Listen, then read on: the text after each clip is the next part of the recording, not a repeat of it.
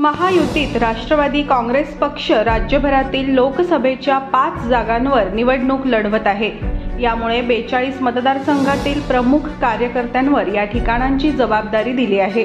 तसेच 42 मतदारसंघांमध्ये महायुतीच्या उमेदवारांचा प्रचार राष्ट्रवादी काँग्रेसचे कार्यकर्ते करणार आहेत। लोकसभा निवडणुकीसाठी महायुतीमधील तिन्ही पक्षांचे जागा वाटप निश्चित झालेले नाही।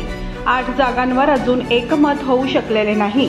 त्यात मुंबईतील दक्षिण मुंबईसह 3 जागा आणि ठाणे, पालघर, रत्नागिरी, सिंधुदुर्ग, नाशिक आणि छत्रपती संभाजीनगर या जागा आहेत। परंतु या सर्व जागा भाजप किंवा शिवसेनेच्या आहेत। अजित पवार यांची राष्ट्रवादी काँग्रेस 5 जागा लढवणार आहे।